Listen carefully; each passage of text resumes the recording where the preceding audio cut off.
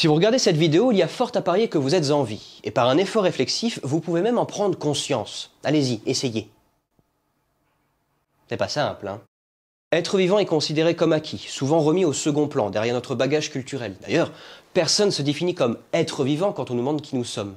La vie a longtemps été considérée comme un miracle, que nous devrions à tout prix conserver. Cependant, si on observe notre comportement à l'égard de cette vie, on aurait tendance à la détruire. C'est cette situation paradoxale qui fera l'objet de cette vidéo, entre création et destruction. Cette thématique sera traitée en deux parties. Dans cette première vidéo, nous allons retracer une brève histoire du vivant et nous intéresser à l'apparition de notre conscience. L'histoire de la Terre est divisée en 4 longues périodes qu'on appelle des éons. Le premier, l'AD1, s'étend de 4,5 milliards à 4 milliards d'années. C'est durant cette période que la Terre se forme à partir de la nébuleuse solaire. Durant des millions et des millions d'années, des impacts de planétoïdes, de la radioactivité et la collision avec une planète appelée Theia, en tout cas si l'hypothèse scientifique dominante, vont faire naître notre planète. La collision n'a pas détruit la Terre, mais changea son axe de rotation. Cela expliquerait le changement de saison qu'on connaît aujourd'hui. Et les débris engendreront la Lune. Après ce chaos, la Terre va petit à petit se refroidir. Cette période est appelée Archéen. Elle s'étend de 4 milliards à 2,5 milliards d'années. Durant celle-ci, la croûte terrestre et les océans vont apparaître ainsi que les cyanobactéries. Ce sont ces organismes qui sont responsables de l'oxygénation de l'atmosphère par leur capacité de photosynthèse. À partir de 2,5 milliards d'années et jusque 541 millions d'années, on passe au protéozoïque. C'est durant cette période que l'atmosphère va se charger en oxygène notamment, permettant la continuation des premières formes d'organismes et l'apparition de premières cellules eucaryotes, c'est-à-dire avec un noyau. Après cet éon arrive le phanérozoïque, éon dans lequel nous sommes toujours depuis 541 millions d'années. C'est durant cette période que vont apparaître de petits animaux à coquilles et des plantes terrestres. Puis au fil des temps arriveront des êtres vivants sur Terre. On pense évidemment à l'âge d'or des dinosaures, au Jurassique et au Crétacé, jusqu'à l'extinction de masse. Chemin faisant, parmi ces mammifères arrive le genre Homo. Homo habilis il y a 2,3 à 1,5 million d'années, Homo erectus il y a 1 million d'années, le fameux homme de Néandertal il y a 450 000 ans, puis enfin vous et moi, Homo sapiens, il y a 200 000 ans. Ainsi, c'est ce chaos organisé qui rendit possible l'apparition de diverses espèces, et parmi elles, l'humain. Une des caractéristiques de notre espèce, c'est notre haut degré de conscience, notre conscience réflexive. Mais comment cela s'est-il produit ?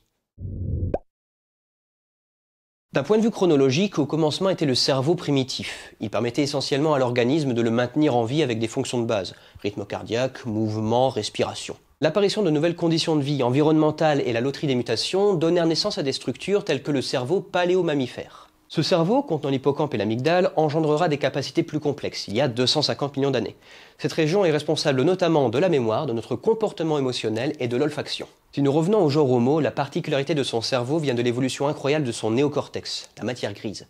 Le cortex, lui, est divisé en plusieurs lobes, ayant une fonction spécifique. Par exemple, le lobe occipital va nous permettre de traiter toutes les informations visuelles. Le lobe frontal, le plus développé, va nous permettre de calculer, de raisonner, de décider, associer, bref, ce qui fait de nous des êtres humains.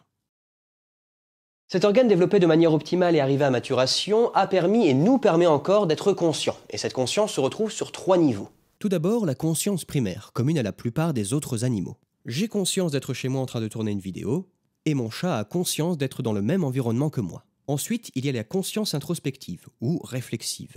C'est-à-dire que je me représente consciemment les représentations.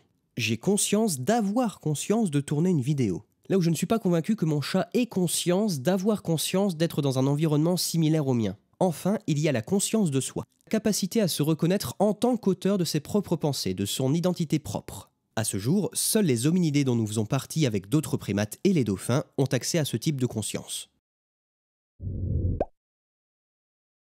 L'évolution de notre cerveau et de notre conscience est elle aussi le fruit de millions d'années de l'évolution de nos cognitions. Elle aurait débuté il y a 2,5 millions d'années avec l'apparition du langage articulé et la fabrication d'outils. C'est avec le feu il y a 400 000 ans que la conscience fait un bond. Les humains commencèrent à se réunir, ce qui demande des capacités cognitives un peu plus poussées. Il y a 200 000 ans, on a découvert les vestiges de premiers rites funéraires avec des offrandes, témoignant de la croyance en un arrière-monde.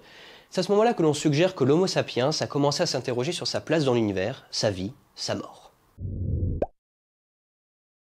L'apparition de la conscience de soi, fruit de l'évolution de la relation directe entre nous et notre environnement, engendra la conscience que nous sommes en vie, mais également la conscience qu'un jour, nous allons mourir. Cette conscience est notre plus grand atout en tant qu'être vivant. Notre monde est tel qu'il y a avec ce qu'il y a de formidable et d'affreux, parce que nous avons eu la possibilité physiologique de le concevoir. Mais cette même conscience est notre épée de Damoclès. Nous vivons avec le fait que nous savons qu'un jour, nous allons mourir. D'ailleurs, Pascal, dans les Pensées, illustre la condition humaine de la manière suivante.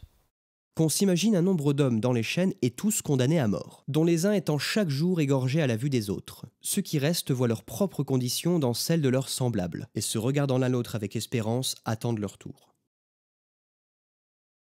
Nous arrivons sur Terre sans raison et nous la quittons sans raison, comme n'importe quel être vivant, sauf que nous en avons conscience. C'est pourquoi Pascal nous explique que nous passons notre temps à nous divertir, pour oublier. Pour plus de détails, je vous renvoie à cette vidéo. Avec l'apparition de la conscience de notre mort, la croyance en un arrière-monde, la notion d'âme et de divinité viennent apaiser cette peur.